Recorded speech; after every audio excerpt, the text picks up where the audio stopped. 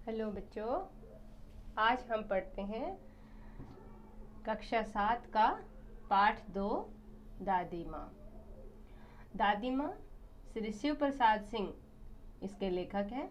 उनके द्वारा लिखी गई ये कहानी है, संस्मरण है। इसमें उन्होंने एक दादी माँ के बारे में, जो कि अपना पूरे जीवन का अनुभव ले चुकी है, उनके बारे में बताया है कि लेखक के साथ उनका किस प्रकार का लगाव था और किस प्रकार लेखक ने उनके साथ अपने दिन गुजारे आदि आदि। दादी माँ के बारे में पाठ शुरू करते हैं। कमजोरी ही है अपनी, पर सच तो ये है कि जरा सी कठिनाई पड़ते बीसों गर्मी, बरसात और बसंत देखने के बाद भी मेरा मन सदा नहीं तो प्राय अनमना सा हो जाता है। मेरे शुभचिंतक मित्र मुंह पर मुझे प्रसन्न करने के लिए आने वाली छुट्टियों की सूचना देते और पीठ पीछे मुझे कमजोर और जरा सी प्रतिकूलता से घबराने वाला कहकर मेरा मजाक उड़ाते हैं। मैं सोचता हूँ, अच्छा अब कभी उन बातों को ना सोचूंगा। ठीक है, जाने दो, सोचने से होता ही क्या है। पर बरबस मेरी आंखों के सामने शरद की शीत किरणों के समान स्वच्छ शीतल किसी की धुंधली छाया नाच उठती है। मुझे लगता है जैसे क्वार के दिन आ गए हैं। मेरे गांव के चारों ओर पानी ही हिलोरे ले रहा है। दूर के सिवान से बहकर, सिवान है ये घास, जहाँ बरसात के दिनों में बरसात का पानी इकट्ठा होता है और वहाँ पर जो घास हो जाती है उनसे। क्वार का दिन है, आश्विन माह के समय, आश्रोज मास जो होता है उसे क्वार कहते हैं। मोथा और साई की अधगली घासें, ये एक प्रकार की घासें होती है। मोथा और साई, अधगली मतलब कम गली हुई, पानी के अंदर कुछ गली हुई और कुछ नहीं गली हुई।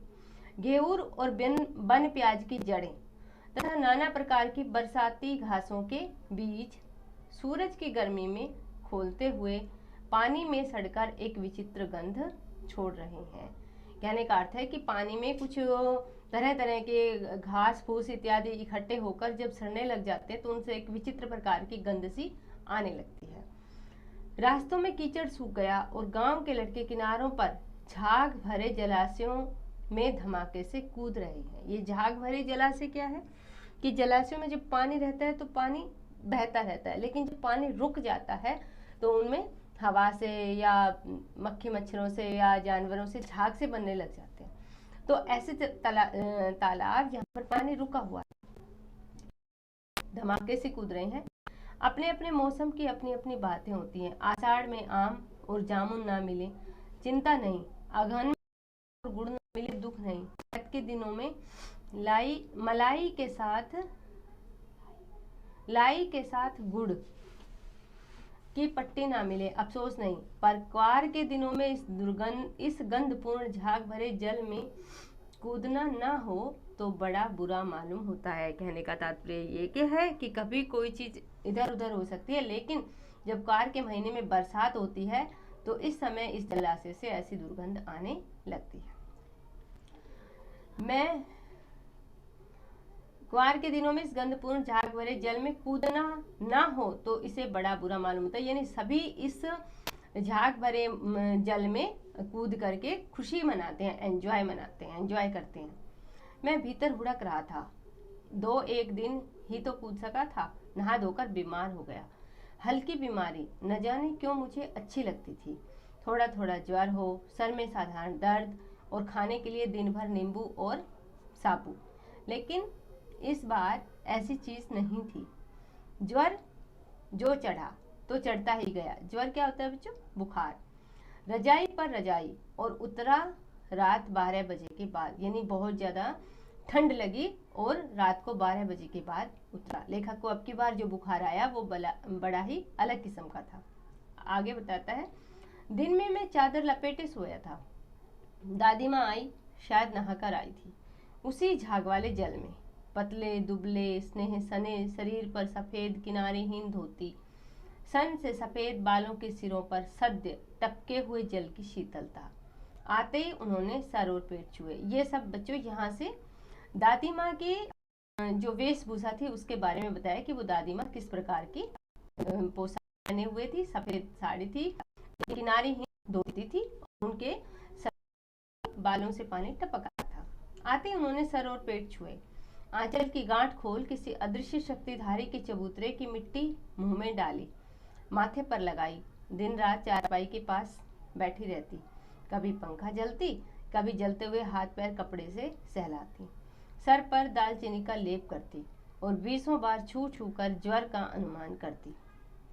हांडी में पानी आया कि नहीं, उसे पीपल की छांव से छोंका कि नहीं, खिचड़ी में मूंग की दाल एकदम मिल तो गई, कोई बीमार के घर में सीधे बाहर से आकर तो नहीं चला गया, आदि लाखों प्रश्न पूछ पूछ कर घर वालों को परेशान करती थी। कौन? दादी माँ। ये दादी माँ के बारे में बताया कि दादी माँ का जो व्यवहार था वो इन सब प्रश्नों से ओतप्रोत था और वो एक बीमार व्यक्ति की एक चिकित्सक की तरह से देखभाल करती थी। दादी माँ को गवई गांव की, ये गवई एक गांव का नाम है, गवई गांव की 50 किस्म की दवाओं के नाम याद थे। गांव में कोई बीमार होता तो उसके पास पहुंचती और वहां भी और वही काम, मतलब अपनी दवाइयाँ देना और अपना इलाज बताना, हाथ छूना, माथा छूना, पेट छूना, फिर भूत से लेकर मलेरिया, सरसाम, निमोनिया तक का अनुमान विश्वास के साथ सुनाती। महामारी और विसूचिका, महामारी और विसूचिका है ये है कि जब जैसे आजकल कोरोना की महामारी फैली हुई है, इस तरह से ये महामारियों के नाम है। उन दिनों में रोज सवेरे उठकर स्नान के बाद लवंग और गुड़ मिश्रित जलधार, गूगल और धूप, यानी इन सब की गूगल और धूप से वो काढ़ा इत्यादि बनाती थी। सफाई कोई उनसे सीख ले। दवा में देर होती, मिश्री या शहद खत्म हो जाता, चादर या गिलाफ नहीं बदले तो वो जैसे पागल हो जाती थी, अर्थात वो सफाई का, स्वच्छता का विशेष ध्यान रखती थी। बुखार तो मुझे अब भी आता है, नौकर पानी दे जाता है, मैस महाराज अपने मन से पकाकर खिचड़ी या डॉक्टर साहब नाड़ी देख जाते और कुनैन मिक्सचर की शीशी की तिताई के डर से बुखार भाग भी जाता, पर न जाने क्यों ऐसे बुखार को बुलाने का जी नहीं होता। लेखक ये कह रहा है कि बुखार तो अब भी आता है, लेकिन अब जो है आधुनिक चिकित्सा है हमारे पास, आधुनिक देख रेख है, डॉक्टर आ गया, मैस वाले आ गए, उन्होंने खाना पका कर दे दिया, डॉक्टर ने कुनैन की गोली दे दी, नौकर ने पानी दे, लेकिन वो प्यार नहीं है जो उस समय दादी माँ दिखाती थी, या दादी माँ जिस तरह की चिकित्सक बनी हुई थी ऐसा आजकल के डॉक्टरों में नहीं। किशन भैया की शादी, भैया की शादी ठीक हुई। दादी माँ के उत्साह और आनंद का क्या कहना, दिन भर गायब रहती, सारा घर जैसे उन्होंने सिर पर उठा लिया खुशी के मारे, मतलब चिल्लाना, गुस्सा करना, कुछ भी हो सकता है। पड़ोसी ने आती, बहुत बुलाने पर दादी माँ आती, दहीन बुरा न माना, कार परोजन का घर ठहरा, एक काम अपने हाथ से ना करूं तो होने वाला नहीं है। इसका मतलब क्या, इसे कि भाई दादी माँ अपना बड़प्पन बताती हैं कि भाई मैं अगर जो काम करती हूँ वही होता है शादी में। जानने को यूँ सभी जानते थे कि दादी माँ कुछ करती ही नहीं, पर किसी काम में उनकी अनुपस्थिति वस्तुतः विलंब का कारण बन जाती। उन्हीं दिनों की बात है, किन दिनों के, जब किशन भैया की शादी थी। एक दिन दोपहर को मैं घर लौटा, बाहरी निकसार में दादी माँ किसी पर बिगड़ रही थी। निकसार कह सकते हैं खाली जगह, जैसे आंगन या ऐसा कोई स्थान। पास के कोने में दुब की रामी की चाची खड़ी है। सोना होगा रुपए मैसूद के आज दे दे। मैसूद का मतलब होता है बच्चों ब्याज सहित। तेरी आंख में तो शर्म है नहीं, मांगने के कैसी आई थी, पैरों पर नाक रगड़ती फिरी, किसी ने एक पाई न दी, अब लगी है आजकल करने, फसल में दूंगी, फसल में दूंगी। अब क्या तेरी खातिर दूसरी फसल कटेगी? दूंगी मालकिन।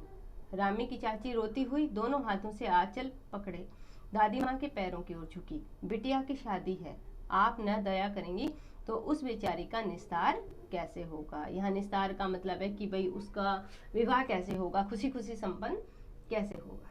हट हट, अभी नहा के आ रही हूँ। दादी माँ पीछे हट गई। जाने दो दादी, मैंने इस अप्रिय प्रसंग को हटाने की गरज से कहा, बेचारी गरीब है, दे देगी कभी। चल चल, चला है समझाने। मैं चुपके से आंगन की ओर चला गया। कई दिन बीत गए, मैं इस प्रसंग को एकदम भूल सा गया। एक दिन रास्ते में रामी की चाची मिली, वह दादी को पूतो फलो दूधो नाहो का आशीर्वाद दे रही थी। मैंने पूछा क्या बात है धन्नो चाची, तो उसने विवल होकर कहा, विवल होकर मतलब दुखी होकर या उद्विग्न सा होकर कहा, उऋण हो गई बेटा, उऋण हो गई मतलब मेरा ऋण उतर गया, भगवान भला करे हमारी मालकिन का, मतलब दादी माँ का भगवान भला करे, कल ही आई थी, पीछे का सभी रुपया छोड़ दिया, ऊपर से 10 रुपए का नोट देकर बोली, देखना धन्नो, जैसी तेरी बेटी वैसी मेरी, 10-5 रुपए के लिए हंसाई ना हो, देवता है बेटा, देवता। उस रोज तो बहुत डांट रही थी। मैंने पूछा, वह तो बड़े लोगों का काम है बाबू, रुपया देकर डांटे भी तो ना लाभ क्या, मतलब अगर पैसा दिया है तो उन्हें कुछ ना कुछ रूप तो दिखाना चाहिए, यहाँ ये कहने का तात्पर्य है। मैं मन ही मन इस तर्क पर हंसता हुआ आगे बढ़ गया। किशन के विवाह के दिनों की बात है। विवाह के पहले से ही औरतें रात रात भर गीत गाती, विवाह की रात को अभिनय भी होता। ये प्राय एक ही कथा का हुआ करता, जिसमें विवाह से लेकर पुत्र के सभी दृश्य, सभी पार्ट औरतें ही करती। मैं बीमार होने के कारण बारात में ना जा सका। ममेरा भाई कौन होता है बच्चों? मामा का लड़का राघव दालान में सो रहा था।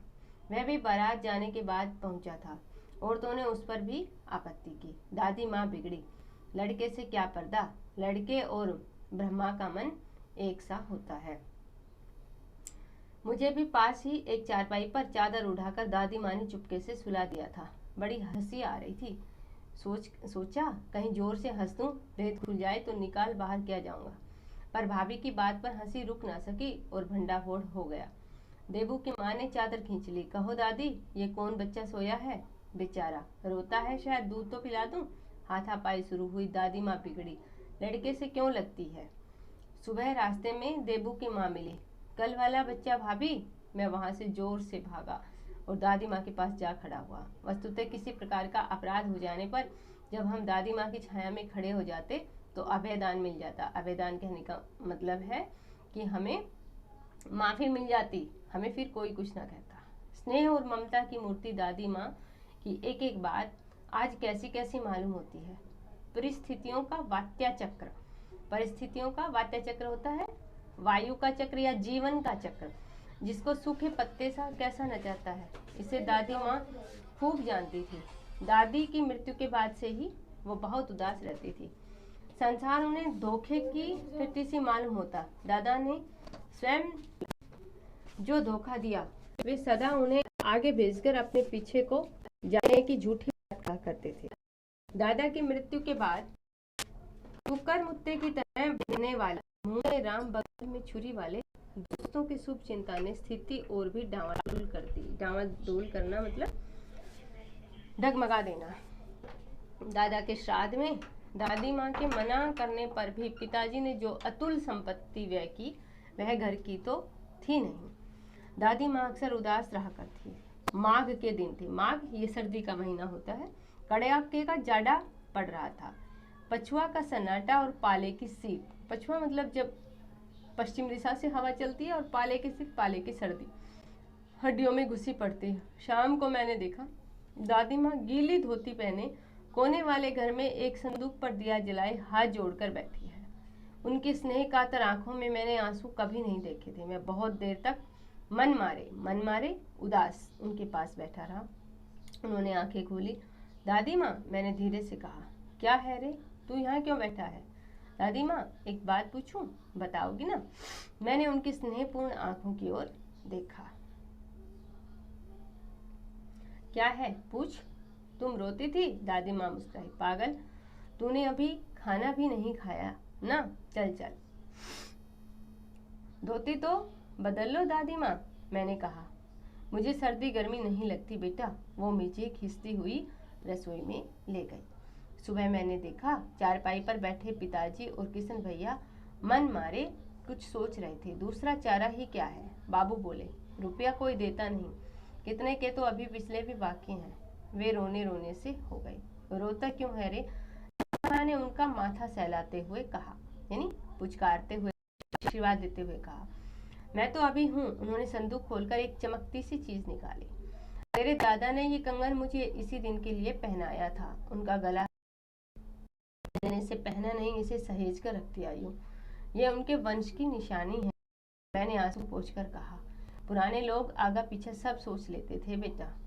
सचमुच मुझे दादी माँ शाप भ्रष्ट देवी सी लगी। शाप भ्रष्ट देवी मतलब जिन्होंने हमें शाप से मुक्त कर दिया हो। धुंधली छाया विलीन हो गई, समाप्त हो गई, अदृश्य हो गई। मैंने देखा दिन काफी चढ़ाया।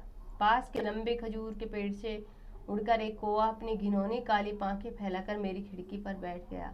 हाथ में अब भी किशन भैया का पत्र कांप रहा है। काली चींटियों सी कतारें धूमिल हो रही हैं। आंखों पर विश्वास नहीं होता। बार बार अपने से ही पूछ बैठता, क्या सचमुच दादी माँ नहीं रही?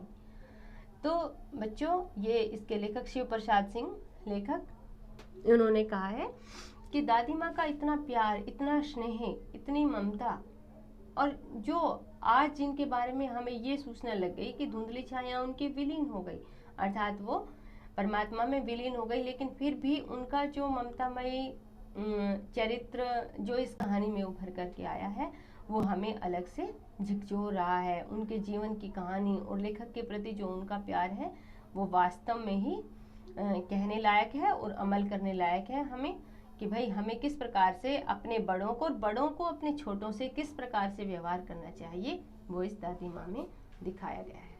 मुझे उम्मीद है कि आपको ये कहानी समझ आई होगी। Okay, bye.